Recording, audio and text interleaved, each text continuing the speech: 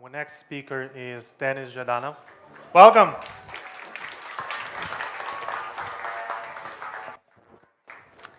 Not so long ago, I landed in London, and upon getting to customers control, there was this officer that asked me a simple question: Dennis, what are you doing in London, and why are you here? And I answered that, well, I'm here for the conference, I'm a speaker, and he asked, what do we do? And I said, well, we do great productivity apps, such as Scanner Pro, PDF Expert, Spark, and Documents. And he smiles, gets his iPhone out, shows me Scanner Pro on his screen, and says with this British accent, great software, sir, welcome to Britain, and puts a stamp in my passport. I wish I knew 100 million more stories of people who use our products that we create with our team of 137 people, I guess, that is now in 8 locations worldwide. But today we're going to talk about growth. And this is the current portfolio. I hope you guys using some of our apps, and we're doing our best to make your teams move to Spark for Teams. But this is the portfolio that we have right now, 8 big products that we're proud of. And you know, every story about a startup is like a real story, and then there is like the backstory that nobody thinks of or heard of. So the real story of Readdle looks more like this: 40 products that we developed, and only 8 survived. So we killed 32 apps. And we failed 32 times, which is a lot. But as we failed, we've learned. And the reasons for failures were very different. Let's say timing is crucial. Just a simple example. We've created an app that does GIFs before GIFs were mainstream, like 5 years too early. Or, for example, we've picked the wrong business model. We've tried subscriptions 4 years before it was mainstream.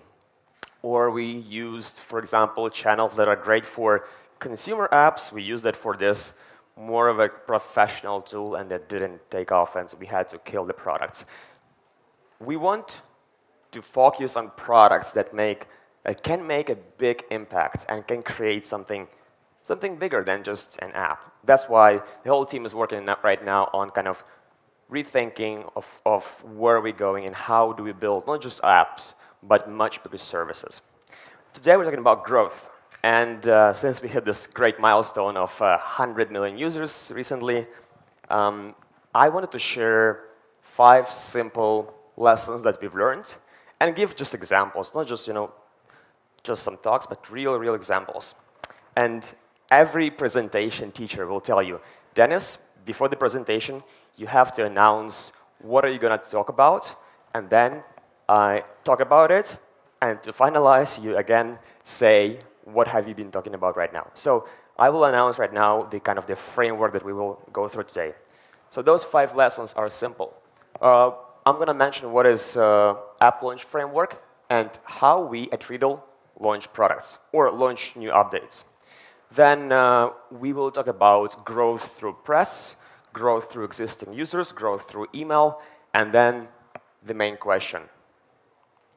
Is $100 million the same that $100 million in revenue? Okay, let's just go quickly from number 1, which is app launch framework. I'm sure you guys have your own products companies and you know how to launch products. And very quickly, I want to kind of do a brief overview and then focus on some things that I think are important and changing throughout the years, because we've been in this business since 2007, 2008, and a lot of things are changing. And it's important to pick up the trends and see what's changing. So we start with building a great story, positioning, kind of building something that tells what are we building, what problem does it solve, and for who. Very simple. Then we do, if it's an update, we communicate it through in-app, within the app. Then we reach out to press, we make a video, we use social media, we use email campaigns to tell about new updates and new products. then we try to do a lot of kind of partnerships and think who might be the best partner to go together with so they can tell their users about our product. And of course, cross-promotion. Since we have a portfolio of products, a family of apps, we can then channel those users to a new product. And of course, we want to talk to Apple and Google's about potential featuring. So this is the kind of the major framework how we work, and of course, the devil is in the details. And I want to pick up on a few very important points here. So first one is press and the evolution of press. Quick example. So here's an article in Wall Street Journal in 2009. So there is a very famous journalist, Walt Mossberg, who is friends with Bill Gates, who was friends with Steve Jobs. And he writes this article in 2009 about 10 apps that make iPhone worth its price. And just a little mention of our product boosted our sales up to 800% for a week. So that was the clear indication when we understood, okay, press works for sales, for users, for acquisition, and that's why we focused back then on press this much, because it was a free channel. You can get it. It's hard, but it's possible. And to counter this example, let's go back to 2017. Last year, we did something really, really cool. We were the first company in the world to create this unique feature on iPad. When you use an iPad with 2 apps, you could have just pick a file on one app and drag and drop between different apps on iPad before Apple announced this. Of course, this was a big deal in tech community, and everybody in the world posted about this. TechCrunch, Verge, Mac Stories. Guess what was the effect on sales? Any ideas? Just give me a number. 1,000%. Anyone else? 5,000%. 10%. So this is a clear indication that press is evolving, and it's not as good as it was for real user acquisition and getting real customers, but you can use it for different reasons. So one of those reasons is that press is great for awareness. You want world to know what you're working on. You want world to know your product and your team, so which is also gives you a good indication that you can hire great people. And everybody wants to work in great companies, right? That people know about. That's why we feed our egos. And of course, getting press also helps with raising funds and money. There are so many investors right now who have big pockets, and they're looking where to invest. And of course, they all read press. So that's the evolution of press.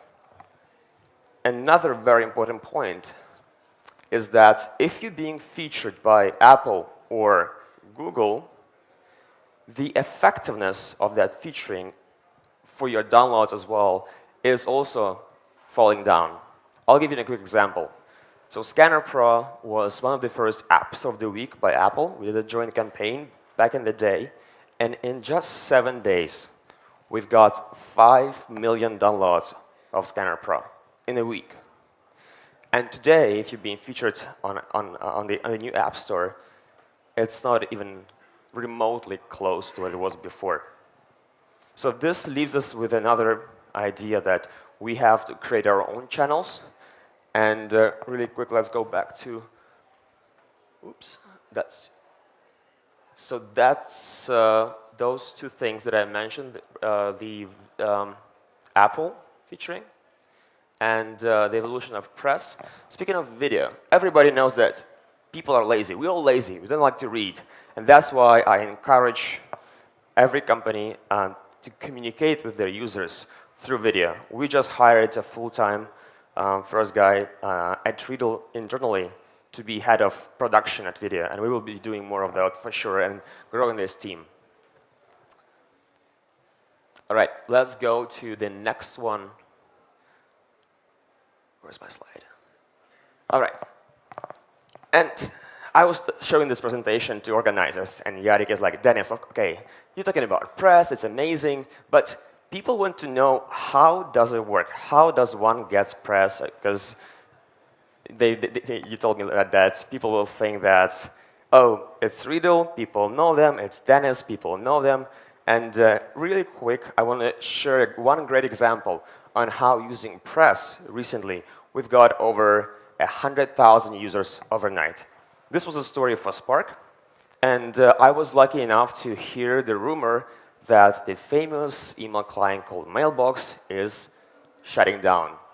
Dropbox bought this email client for $100 million, and things didn't work out. It sometimes happens when a bigger company buys a smaller startup. And they were shutting down, and Mailbox had 1 million users. And of course, it's clear that those people will be looking for a new home for their email, because those people are adventurous. Those people are early adopters. And I decided that if we do a campaign where when people will go online to find a new email client, when Mailbox will be shut down, I want Spark to be everywhere, and I want Spark to be #1 recommendation, #1 replacement for what we called Mailbox refugees. So how the Press framework, very, very simple, very fast. How did I do it? We never used any agencies with all these hands, very simple. Just find relevant publications. Just understand like who might be the right publication to write about your company, about your product, about your story. Then find journalists there who is actually writing about this topic. Then it's important to build relations. And when I hear, oh, it's just business, nothing personal, I don't agree. I actually think that business is personal. You work with people. So one of the ways to stand out from the crowd, what actually worked for me, was just read his or her work, follow her work, add comments, follow them on Twitter, Instagram. Don't creep too much. Don't go into their personal lives, but you can just stand out from the crowd if you follow their work. And then when the time comes, of course, you can tell your big story, and possibly you will get featured or written about. So I made a list of those. That's like the real one that I'm using. Say, those are different blogs. These are the authors. These are their emails. Where they're from. The green column is actually if he's replying or not. Then if he's not replying, we have a red color. But that's how it works. And that's an example of an email that I sent. An example of a pitch. So pitch always should be very short and to the point. And your goal is to help this person to do his or her job. You have to help him to have all the information they might need to create a beautiful story. So you would want to create a story yourself and then convey the story to this person. So that's just an example. Also, the timing was perfect because we were launching Spark for iPad and Mailbox was shutting down. So we had like, two great news in one day. And I just say, hey, we're launching this product. This is the deadline. Let's keep it under embargo. This is why amazing. This is like 3 bullet point features why it's amazing. And by the way, it's a great Mailbox replacement. You send all the links. So after reading this email, a person should be able to write his or her story. That's very simple. And as a result, we've got over 100,000 downloads overnight. And all the major press covered this launch and said that Spark is a great email replacement for those who are looking for a new one. And lifehacker.com even made a big article how to customize Spark to work like Mailbox. Number 3. Everybody likes revenue, right?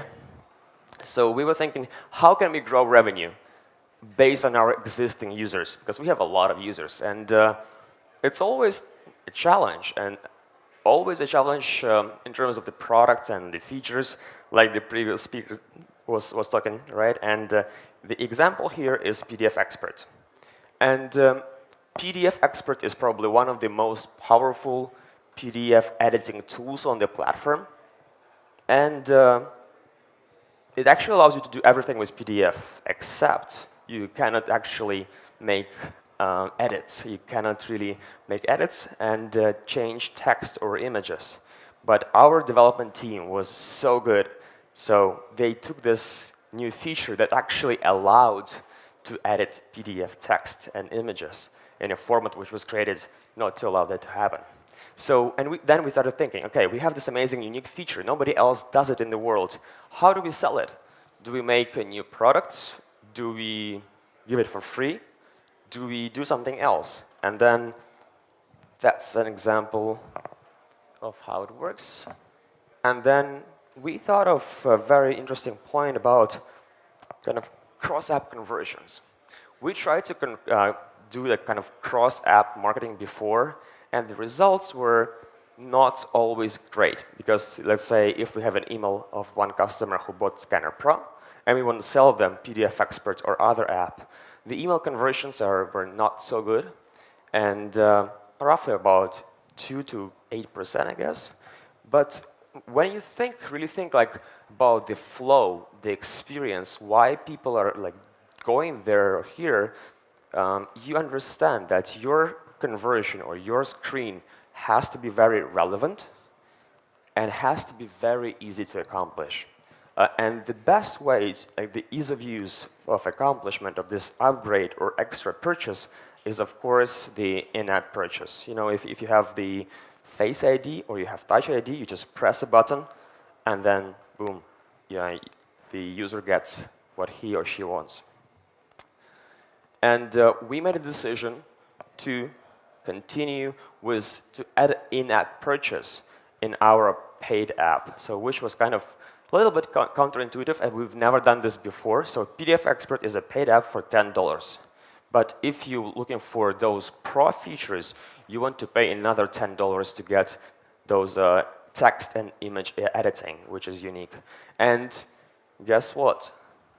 Surprisingly enough, we've got super high conversions. 20% of people who bought PDF Expert, they also bought another in-app purchase, and that drastically improved our revenue, and then we almost doubled that year just based on this amazing feature and its presentation.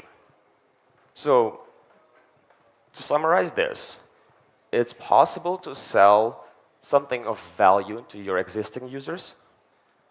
It's hard to sell something that you just want to sell. So always try to create value and talk to your customers and ask them questions. Lesson number 4, growth using email. Everybody says, okay, not everybody, a lot of people say that email is dying, and that's not true. We're doing Spark, and email is one of the best forms of communications with your customer. And if you take global statistics, global numbers, there are 3 billion people on the planet who have emails. There is 1 billion people who use email for their work. People don't like email, and they hate email. We're trying to change that. But if talking about marketing, I want to share one case on how we managed to grow our user base to 16 million email subscribers. That's a lot of emails. Example is our most popular app. It's called Documents. And once you launch Documents, Documents is a great file management app that allows you to get all your files on your mobile, your videos, your music. You connect to all the cloud storages. You can unzip and zip anything you want. And it's very popular. We have roughly around 1.2 to 1.4 million new users every month organically. So once you launch Documents, it will show you this screen, and you will go through like a fast kind of and easy onboarding process that will kind of explain the value of the product and what you can do. It's a box for all your files. You can unzip. You can open file type. So as you swipe, you will also see that you can annotate. You swipe again. You see that we tell you that you can play your media files and read in anything you want. And the last screen that you will see during this onboarding flow is very clearly states, hey, if you want to get some news and tips or deals from Readdle, just leave your email. Simple, right? And you know, guess what? Surprisingly enough, a lot of people agree to this and give their email to us. And we're being very careful, of course. We never spam them. And we do provide value. We do send tips on how to use this product, on how to unlock the value.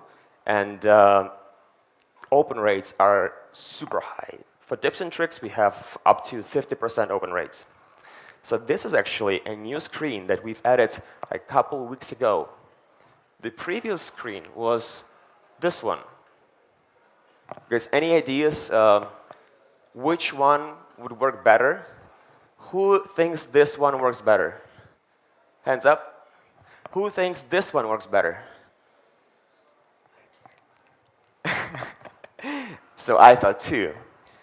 In reality, once we added this new one, our conversions dropped twice, and from 30% to 15% of conversions in this email. And there's a very clear explanation why, right? You see that as you scroll along, all you can do here is enter your email, and Not Now button is in the upper right corner, which is not easily skippable. And this is great for numbers, but we thought that, and we saw that the open rates are dying, like are going down. And quick search, I think Pasha told me that we have over 13,000 emails in our database with the word fuck.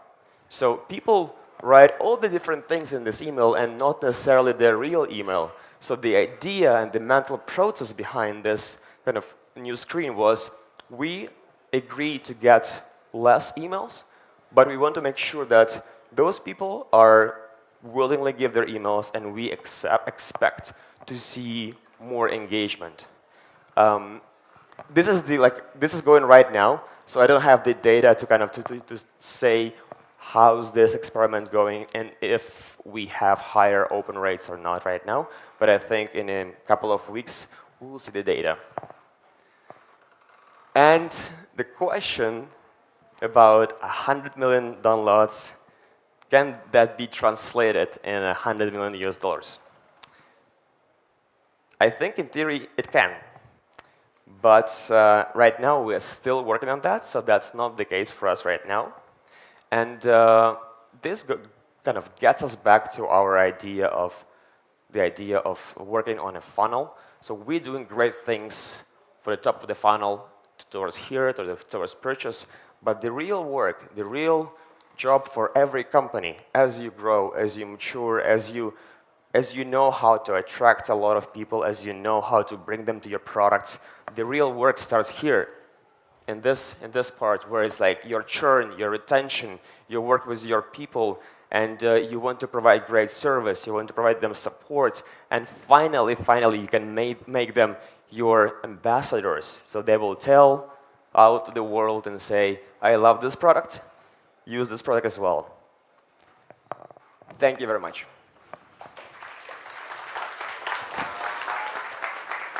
Thank you, Dennis. Do we have questions here? I have two questions. First one, how do you focus on product when you work with 5 applications at the same time? It's hard to focus on the one product, and do you have different team and how you work with it? That's a very good question, yes. So we have right now 5 major products, and we assemble teams with product owner for each product. And then only my department is cross-functional, so only marketing department will work with every product, because we think we can learn a lot from different experiences, and then whatever is done with this launch or product, we can then implement in the next upgrade or next marketing campaign.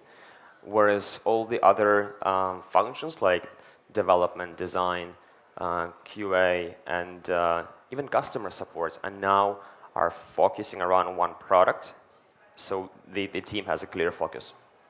Okay, thank you. And second question, okay, it's great when you create something new or something that user can switch from old dying product, but how you can work with media if you do some software that already exists in the market and you don't have special features to talk about them? You have to create story. just people love stories. So it's not about features anymore. I think it's about the story. And can you give an interesting angle that will be interesting for those media companies? Because, well, look, the journalist's job is to create a good story that people will come and people will read. And the more people come, the more money the publication is getting paid for the visitors, right? Because they can serve more ads. So if you can help journalists and be creative to really think about the interesting angle about your company or your story or anything that people will get excited about, you can do that. Okay.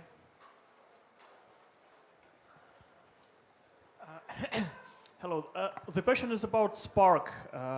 I remember the moment when you started this project, and to be honest, I didn't believe in the future. You were not the only one? Yeah, and the question is about this positioning. What was the key message that helped you to separate, to stay out of all these millions of email clients, and how did you succeed in this? Very good question. So with Spark, actually, that's an interesting story. So me and Alex, our co-founder, Alex Zagutsky, we sat on a plane and flew to San Francisco, and we talked to 70 people doing customer development and asking, like, what problems do you have with email? And everyone was telling us different stories and different problems, but half of those people were like smiling and saying, good luck, guys. You guys from Ukraine trying to create a great email client, like Google is doing that, Outlook is doing that, Apple is doing that, like, who do you think you are? And we kind of had this, to fight this, like it's not very nice and doesn't feel good. But again, we believed in what we were building. And speaking of positioning, we have a very cool feature in Spark. It's called Quick Replies. So you can, in one button, you can reply, say, with a like, or send a smile, or send a heart emoji, or send like agree with one button. And the concept of instant reply, like you can now like email in Spark. And we thought, if you can like email, let's take it to a bigger concept and let's try to make people love email again. Because love is a much bigger, powerful word. And we talked to many people, and many of them hate email. So we wanted to change that into love. And the tagline says, Spark, love your email again. But also what we're doing right now, we're building the future of email. And I'm kind of right now using those two main positioning principles to translate what are we doing. I saw her, yeah, on a back row, if we can send a microphone there. Can we? Perfect, thanks. And basically, I have a quick question. Like you mentioned the customer interviews, and that you talked to 70 people. Like who those people were? How did you find them? What was the process? So that's very good. So be very careful who you select as your customer interview, because we talked to 70 people in our industry, people like us, who have a lot of emails, who are in technology, who are like opinion makers, who like run their companies, and those are a very small fraction of people from all around the world. And we wanted to create the best email client in the world for everyone. And it appeared that's not the case, and you have to focus on specific niche or a segment. And also be very mindful of what people will tell you, what they think they want or what they think they need. It's not usually the case. I'll give you a cool example. Every one of those 70 people told me, Dennis, search sucks. I cannot find anything in my email. You have to make a great search. We said, okay, everyone wants this. Let's build something amazing. And we've built a search that is very smart. We call this smart search. So you can say, I can search email from Yaroslav with PDF last week. And Spark will understand all those main words and will show you me just emails from Yaroslav with PDF files from last week. So kind of we added those cool feature. And we launched it, and some people loved it. But then we looked at the numbers, and it appeared to be only 7% of our users on mobile use search at all. So it's very tricky, and you have to be very mindful of what people are asking, like what they want. and then what they really do. Another cool example I heard yesterday. So there is this food delivery company, and they've been asking their people, like, what kind of food do you want to eat? And everybody says, oh, we want healthy, we want good nutrition, we don't want pork, we don't want fat.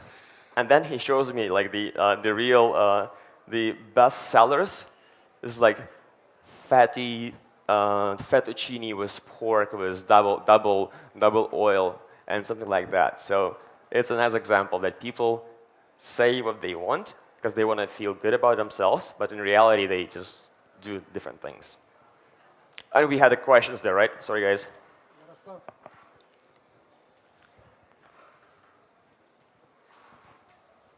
Yaroslav just asked my question, but I have one more. How did you decide what type of features you include in the first release of your product? I guess it's like, how do you work with MVPs and Yes. How? first releases, right?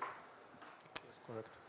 So with email, it was very hard because with email, you cannot build that is something that is like 10% better. It has to be substantially better because there is this pain of switching cost.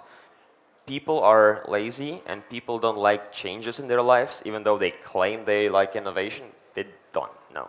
So you have to be like something that is fundamentally better, and it's both customer development and our vision and talking to clients, potential and customers, and understanding what is actually the package and is this enough to create a very powerful story and positioning. Remember the first lesson, the first slide that I showed was about the positioning, but then you have to also create a positioning and the product that delivers this positioning. So let's say with Spark, the main idea is that we wanted to make you see what's important and work really fast in email, and that's why we just focus on creating a smart inbox that bubbles the important stuff at the top. But it's never ending. MVP is always like not enough. Yaroslav can even talk about more about how you guys did it with setup, right? Oh yeah, that was a long story. Yeah.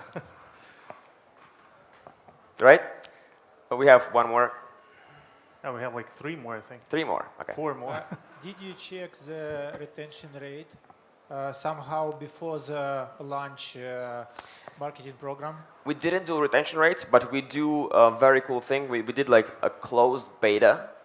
So before the official launch, we got a couple of hundred people who are like active email users. And we also tried to include some of the famous people in this area. For example, this guy, Merlin Munn, he is a famous in productivity space, and he has, I think, 600,000 followers on Twitter, and he is the father. He is the creator of Inbox Zero concept. And Spark actually has that concept as well. So he was actually using Spark and giving his feedback and because he's been thinking about this for 10 years. So you can ask those people to come help you, and they will feel important because they help you to create a product. And when you launch this, they feel that they've also kind of affected this product and also they were a part of this product. And because you listen to their feedback, you add the features that they wanted, and then they will be happy to share that with all their users and friends. Again, ego, right? Did you personally invite him to be the user? Yeah. Okay. Yeah. So again, not about cocktails, right? It's Well, writing emails. he was the way I met him. He was using Calendars 5, and he mentioned that on podcasts. So again, I'm always listening to podcasts, I'm always reading press, and kind of find those people who are in this industry. And I just reached out, sent him an email saying, "Hey, Merlin, love your work. Thank you for using Calendars. If you have any feedback, just let us know. The team, we will work on adding your kind of features and requests and stuff." And then there was WWDC or some other event, and we just met in person. Cool. Yeah, we have one more. You mentioned that you requested Google and App Store to feature your product. Could you tell a bit more where exactly was it featured in Google? Was it some special listing or? So we don't have Android apps yet. I mentioned Google because I was I don't know if I'm allowed to talk about this actually, but that was always like overall request about working with App Store and Google Play, and they have their editorial teams. So we don't have any Google apps, but we're launching Spark for Android very soon, hopefully this January. And you can always reach out to them because they are looking for new products and they're looking for new content to feature, because ultimately App Store is where content is being featured and delivered. And there is the special link that you can go to. I think it's App Store/promo or promotion, where you can nominate your app to the editorial team, and they will look at your app and they might feature you. But it never, there is no guarantee, never. So the way it works, you do your job, you do your product, your positioning, your story, you send it to them, and maybe one day you'll be featured, but you never know. The good news is that you should not rely on somebody else. It's up to you to build the product and the funnel and the marketing channels that will kind of get you to the market. And as I mentioned before, the effectiveness in pure app installs is going down from our experience. I think overall trend on the App Store, we're seeing more than lots overall in the world. But from the featurings, from our experience, they're going down. All right, that's all. Thank you very much, guys.